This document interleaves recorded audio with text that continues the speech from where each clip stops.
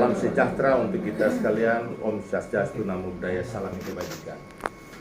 Yang kami hormati para rekan-rekan media, kami atas nama Perhaki, Perkumpulan Penasihat dan Konsultan Hukum Indonesia, di bawah komando Profesor Dr. Elsa Sharif dan juga Sekjen Pak Pitra Nasution. Kami bahagian daripada masyarakat yang mendapat tanggung jawab keterpanggilan kami sebagai Perhaki untuk menerima kuasa dari Ibtu Rudiana.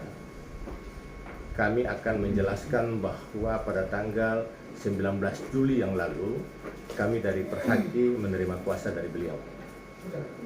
Terkait dengan ada isu yang berkembang bahwa selama ini beliau bungkam atau beliau menghilangkan komunikasi, itu adalah pernyataan yang tidak benar. Kami akan luruskan semuanya.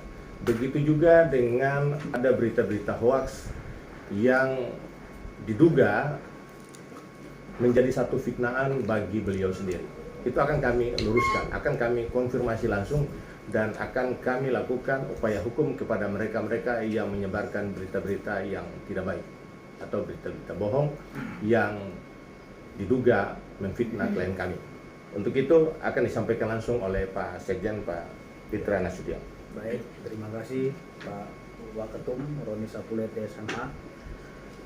Assalamualaikum warahmatullahi wabarakatuh. Salam sejahtera buat kita semua. Om Swastiastu, Namo Buddhaya, salam kebajikan. Horas. Yang terhormat, di sini kami hormati Ketua Umum DPP Perhaki Profesor Dr. Haja Elsa Sharif SMH, Wakil Ketua Umum DPP Perhaki Bapak Roni Sapulete, Bendahara Umum Ibu Ria Khoiria SMH, dan tim koordinator 6 divisi. Dalam kasus ini ada 6 orang, saya sebutkan nama-namanya yang telah kita bentuk dalam memfokuskan kasus ini, antara lain di bidang administrasi ada Dr. Indriati SH, SE, MH, MKN selaku koordinator. Bidang pelaporan ya, untuk melakukan tindakan-tindakan hukum di sini ada Dr. Mardiman Saneh SHMH. Bidang pendampingan klien ya, ada Bapak Roni Sapulete SMH CLA. Bidang pencari fakta ya, Bapak Sugeng SHM MSI bersama dengan Dr. Robida LSH. Bidang hubungan antar lembaga ada saudaraku Sudiono Akbar SH, dan seluruh rekan-rekan yang ada di sini yang turut serta memperjuangkan keadilan bagi Bapak Ibtu Rudiana. Saudara-saudara kami yang kami hormati, kami dari DPP Perhaki pada esensinya ingin memperjuangkan hak keadilan bagi setiap warga negara.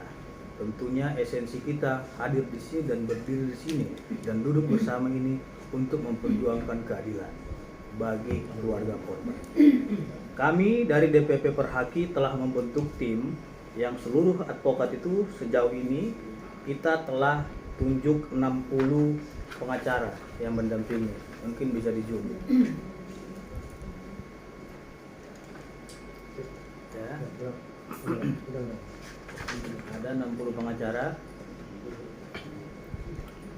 Oke. 60 pengacara ini telah dibagi menjadi 6 koordinator yang fokus akan menyelesaikan dan menuntaskan kasus ini dan berjuang untuk Bapak Ibtu Rudiana dalam mencari keadilan. Rekan-rekan yang kami hormati, esensi kami di sini bukan untuk melawan siapapun, tidak. Akan tetapi kami ingin meluruskan kebenaran dan opini-opini yang menyesatkan di tengah-tengah publik pada hari ini. Kita ketahui selama ini klien kita Bapak Ibtu Rudiana adalah anggota polisi yang aktif dalam menjalankan tugasnya di dalam institusi kepolisian.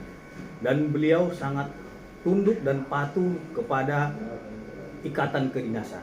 Sehingga selama ini mungkin teman-teman bertanya, kenapa Bapak Ibtu Rudiana itu tidak bicara? Kenapa Bapak Ibtu Rudiana itu bungkam?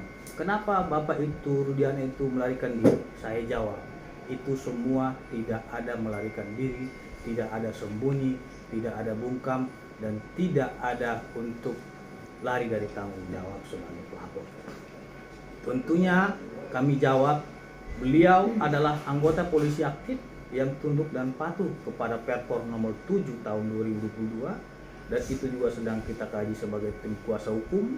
Artinya kalau seumpamanya perintah, peraturan dan perintah hukum itu boleh berkewajiban untuk menyampaikan sesuatu hal itu, tentu beliau akan laksanakan.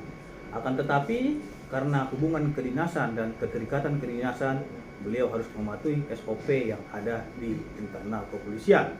Apalagi kasus hukum ini telah ditangani oleh penyidik Polda Jawa Barat yang tentunya terkait dengan persoalan hukum tidak ada kapasitas beliau untuk menjawab itu, melainkan yang menjawab yang resmi adalah bidang hubungan masyarakat Humas Polda Jawa Barat. Kita menghargai penyidik yang sedang bekerja dan kita tidak ingin menimbulkan spekulasi liar yang tentunya akan merusak citra dan nama baik Bapak Ibtu Rudiana dan institusi kepolisian. Kita yakini bahwasanya penyidik dan Polda Jawa Barat tetap melaksanakan prosedur hukum sesuai dengan ketentuan undang-undang dan profesional dalam menangani kasus ini. Kami akan menjawab tudingan-tudingan yang dilakukan oleh berbagai pihak yang selama ini sebenarnya kami tidak ingin meladeni ini semua. Akan tetapi karena memang tudingan ini sudah sangat jahat sekali, fitnah ini sudah sangat kejam sekali, al-fitnatu asaddu minal qatli. Artinya pembunuhan, fitnah itu lebih kejam daripada pembunuhan. Ini luar biasa sekali. Semoga Tuhan melindungi kita dari fitnah yang keji. Teman-teman sekalian yang kami hormati, akhir-akhir ini kita lihat bahwasannya banyaknya opini liar yang berkembang terhadap Ibtu Rudiana. Kami selaku kuasa hukum yang telah ditunjuk oleh Ibtu Rudiana di sini akan menjawab satu persatu terkait dengan pertanyaan-pertanyaan masyarakat, apa dan bagaimana dan siapa terkait dengan persoalan kasus ini. Jadi saya kira rekan-rekan juga nanti akan diberikan kesempatan untuk bertanya terhadap hal ini. Jadi sebelum itu saya ingin menyampaikan yang pertama terkait dengan tudingan bahwasanya almarhum Eki ini masih hidup, ya, karena kita lihat banyaknya tudingan-tudingan almarhum ini sebenarnya masih hidup. Itu adalah hoax dan fitnah. Kalau almarhum masih hidup, tidak mungkin Bapak Ibtu Rudiana berjuang segini ini sampai saat ini, memperjuangkan bagi korban. Yang kedua, terkait dengan tudingan, ada katanya suruhan dari Bapak Ibtu Rudiana, namanya penjaga makam Bapak Rana katanya. Disuruh Bapak Ibtu Rudiana untuk melarang orang melakukan ziarah di TPU Desa Jatiwangi dan melarang orang untuk ambil foto ataupun selfie di dekat pemakaman. Itu adalah berita bohong ataupun hoax. Bapak Rudiana setelah kami konfirmasi menyampaikan tidak mengenal yang namanya Rana dimaksud dan tidak ada larangan dari Bapak Ibtu Rudiana untuk orang melakukan ziarah ke makam almarhum. Justru beliau itu berterima kasih dan senang apabila ada ya masyarakat yang ingin ziarah ataupun foto di dekat makam almarhum. Dan justru beliau juga senang apabila ada yang mendoakan almarhum. Jadi clear sampai di sini, beliau tidak kenal yang namanya Rana dan beliau tidak ada perintah ataupun menyuruh orang larang ziarah ke makam almarhum. Selanjutnya terkait dengan isu bahwasanya yang baru-baru ini ya, yang baru heboh sekarang itu yaitu Dede ya. Ini saya jawab ini. Dede mengatakan bahwasanya dia itu diarahkan ataupun disetting keterangannya oleh Ibtu Rudiana. Saya ingin menjelaskan bagaimana asal muasal adanya Dede ini kepada rekan-rekan sekalian. Kita ketahui bahwasanya pada tanggal 27 Agustus 2016 ya, Ibtu Rudiana ini diberitahukan oleh Bapak Sulaiman ya, bahwasanya menanyakan kepada Bapak Rudiana apakah nama anaknya ini bernama Muhammad Rizky Rudiana. Itu ditanyakan langsung oleh Aibtu Sulaiman kepada Bapak Rudiana. Benar, nama anaknya bernama Muhammad Rizky Rudiana. Dia menyampaikan bahwasanya sudah ada korban kecelakaan lalu lintas di rumah sakit Gunung Jati, sehingga tolong dicek dulu apakah itu memang anak bapak atau tidak. Diceklah oleh Bapak Aibtu Rudiana ke rumah sakit Gunung Jati. Setelah dicek, benar dia melihat itu adalah anaknya. Dilihat dia dengan patah di sini, gigi juga hancur dan luka-luka di bagian kepala dan lain-lainnya. Dia merasa aneh atas meninggalnya anaknya tersebut. Tapi karena memang dibilang kecelakaan awalnya, sehingga beliau memakamkan almarhum pada tanggal 28 Agustus 2016 di TPU Jatiwangi.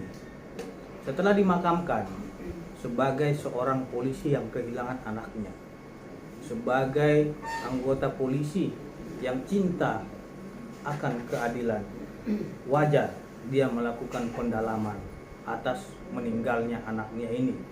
Apakah benar laka lantas atau tidak? Pada tanggal 29 Agustus 2016, beliau datang ke Polsek Talu dan melihat kondisi keadaan sepeda motornya kalau memang itu kecelakaan. Ternyata setelah dilihat beliau pada tanggal 29 Agustus 2016 di Polsek Talu, sepeda motor tersebut tidak rusak, sehingga semakin kuat kecurigaan dia. Yang pertama, anaknya sudah babak belur seperti itu meninggalnya. Yang kedua, sepeda motornya tidak rusak. Wajar dia mencari itu. Jangankan seorang anggota polisi, kita saja masyarakat ya, kalau kita kehilangan anak kita ataupun saudara kita, keluarga kita, kita pasti akan mencari apa penyebab kematian daripada anak kita tersebut ataupun saudara kita tersebut. Itu hal yang wajar. Nah, kemudian di tanggal 30 beliau itu merenung satu hari terkait dengan peristiwa ini, dan di tanggal 31 Agustus 2016 beliau mencari ya terkait dengan kebenaran anaknya ini meninggal karena laka lantas atau bukan. Pada pukul 14.00 WIB beliau ke tempat lokasi kejadian yang katanya laka lantas. Kemudian bertemulah ia dengan Aib dan Dede gitu. Jadi dia menanyakan apakah pernah melihat ada peristiwa pada tanggal 27 Agustus ya laka lantas di sini. Jadi mereka, Dede menyampaikan kepada Bapak Aibtu Rudiana, dia melihat adanya ya aksi kejar-kejaran ya antara para terpidana ini dengan korban, dan ada aksi lempar batu. Itu dari Aib dan Dede yang ngomong seperti itu.